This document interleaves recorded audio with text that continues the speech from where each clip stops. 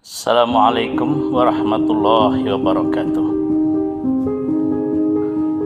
Selamat berjumpa kembali para pemirsa yang berbahagia di lintasan sejarah berdirinya Universitas Kalimantan Muhammad Arsyad Al-Banjari.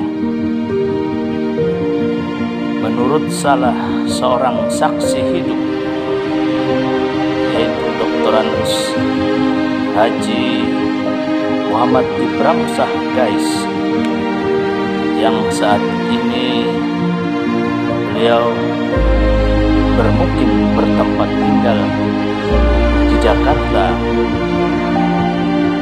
memberikan statement testimoni kepada YouTube karya orang Banua bahwa sebelum berdirinya UNISKA di Banjarmasin, Bapak almarhum Dr. Andus Haji Muhammad Nur Khamis Bakri yang merupakan inisiator penggerak utama berdirinya UNISKA di Banjarmasin pernah menyampaikan kepada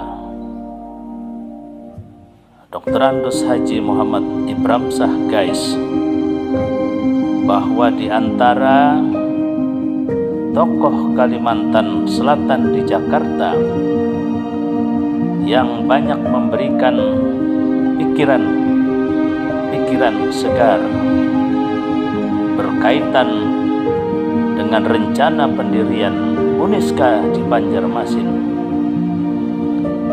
beliau menyebutkan salah seorang tokoh, yaitu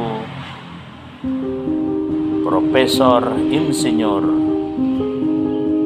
Abdul Qadir.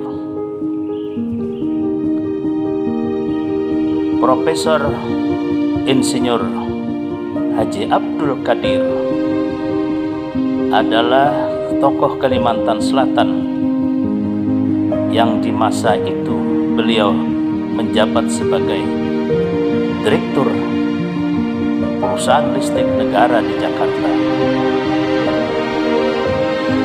Profesor Insinyur Haji Abdul Qadir ini